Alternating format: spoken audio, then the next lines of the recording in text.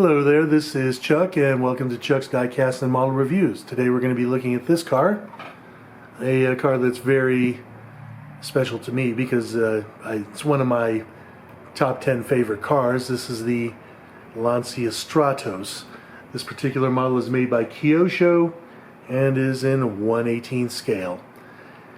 This is probably one of the first really sort of high-end models I ever bought just because I like this car so much. I probably got this in about the year 2000 actually.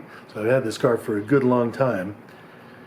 Unfortunately it's a little worse for wear because it's got a little chip right there, but hopefully I can fix that up. But let's go ahead and take a look at this particular car and talk about the car itself, okay? First of all, the Stratos was made to rally. I mean, it is straight on a rally car. The only reason why there was the street version, which this one is they needed to make a total of 500 of them in order to homologate it for rally racing. Lancia lied, and I think they only made like 400 of them, but at least you have 400 of them nowadays that you can buy. The car itself was designed by Bertone. You can see there the Bertone logo behind the window there. And in terms of engines, it actually had a Ferrari V6 from a Ferrari Dino, giving it street versions about 200 horsepower. I believe the race versions had about 350 horsepower. But for a car this small, that's huge horsepower. Now, when I say small, I mean small. This car is tiny. Just as a comparison here, let me go ahead and bring over another model. This is a 911, modern 911 GT3. I'm going to line up the rear of the vehicle to the rear of the Stratos, and you can see just how much more the Porsche sticks out of the front. I mean, the Stratos reaches the wheel well of the 911, so it's tiny. And I can also vouch for the fact that they're tiny because I've seen a few of these. First one I ever saw was actually in the parking lot at a car show in Palo Alto, California. It wasn't on display, it was just in the parking lot, and that was kind of cool to see. I've seen two more since then, and one of them I actually got to sit in. It was at an auction in Monterey, and I said to myself, well, here's my one chance. I'm going to climb inside this car. I'm going to see if I win the lottery and I buy one of these, if I can actually fit in it. So I did actually climb inside, and to get in the car, I needed to, of course, park my butt in the seat. I pulled in my left leg, and then to get I pulled in my right leg, and then to get my left leg in, I basically had to grab my foot with both of my hands, twist my foot, and get it inside inside there. So it is very cramped. And then when I got inside, I was wearing sneakers. My feet were touching both pedals, or two pedals at the same time, I should say, and each pedal was about the size of a quarter, I swear. And then you'll see here that the tires are very close to the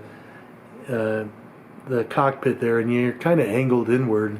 The pedals are angled inwards there on the car itself. So even though I had a hard time fitting in it, even though it's really cramped, I would still buy one, okay? Just because it is a gorgeous car. But let's go ahead and take a closer look at this model here, okay? It is by Kyosho, and Kyosho is, of course, famous for their detail. It is nicely done. I mean, you can see here that it even has pop-up headlights there. Let's see if I can get them to stick up, because they don't really stick up all that well. Oh, come on. Come on, buddy. Oh, it's fighting. It's not letting me do it. Okay.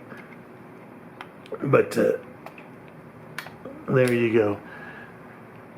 But yeah, it's not sticking up, but like I said, sometimes they do, sometimes they don't. Taking a look at the front there though, you can see the nice little Lancia logo on the front. Detail on the front of the vehicle is very nicely done. It is metal mesh there as well, so I really like that. And detail on the driving lights, not bad. Even has turn signals because of course these cars are supposed to be street legal even when they're rallying. And of course this is the street version. Unfortunately the louvers on the front don't go all the way through, but that's alright. Looking underneath here at the underneath the front clamshell, no, there is no storage. All you got is a spare tire and some sort of a coolant, or like probably ventilation for the cockpit or something. There with that silver hose, that's probably all you get for cockpit ventilation. You can actually see the little vents there for the cockpit as well. There is a green thing there, which I believe, let's see, what is that little green guy? Probably a tool pouch and a jack there on the there, and and then of course reservoir for brake fluid apparently, and that's all you got there. Looking at the rear here, I think it's cool that it just has an exposed exhaust there. You can see the Stratos logo or badge on the where the license plate is, and of course the actual Stratos badge there, as well as Lancia. Taillight's not bad. The rear spoiler, again, nicely done. Back in the day it probably would have been made of fiberglass, and you can see the little louvers there that all the cool kids had back in the 70s as well. And it's got this kind of cool rear wing there as also. It probably is designed to deflect air down to the rear spoiler to give it a little more downforce as well. So very, very cool. Okay, let's go ahead and take a look at the underside of the car. You'll see, of course, that the vehicle is mid-engine. I like how you can see the spare tire from underneath. Again, really nice detail on the bottom here. You can even see the the linkage for the steering. You can see detail of the suspension in the front. Not real springs, as you can see, but still well done. The sump for the engine and the exhaust. There's the transmission.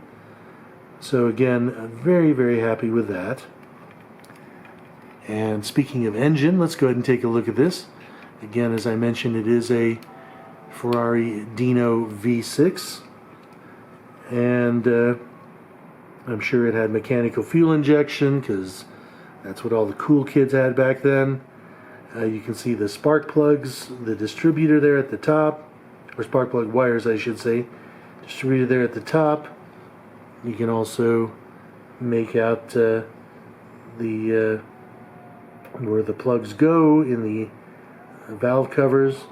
There's a battery, and that's probably a oil tank there. I can't say for certain, but again, the detail is making me happy. So nicely done. The interior is terrific as well. Interior does have great detail in it. The seats, as you can see, do have nicely detailed seat belts with the 4-point harness. Probably not the most comfortable thing for driving around town, but it is very cool as well. You can see the dash nicely detailed. You can even see a little teeny tiny Lancia at the center of the steering wheel. There's the shifter and the handbrake. Very good. And of course the other famous thing about the Lancia Stratos is, first of all, there is no window crank there's just this thing that you slide up and down that opens and closes the window, and when you open it, it kind of slides down with the front going down and the rear sort of staying up, so it kind of looks like the window is broken when you open the window. It's kind of funky. And then also this famous thing here is the little parcel tray that is supposed to be large enough for you to put your racing helmet in there too. You know, because you gotta have a racing helmet when you drive one of these, right? I mean, that's pretty much it with this car here. The review is done. I hope you enjoyed it. I love this car, like I said, once again, and I'm really happy with this model. And if you did like this video, of course, please like it and sign up for my channel as well if you wish. Have a great day.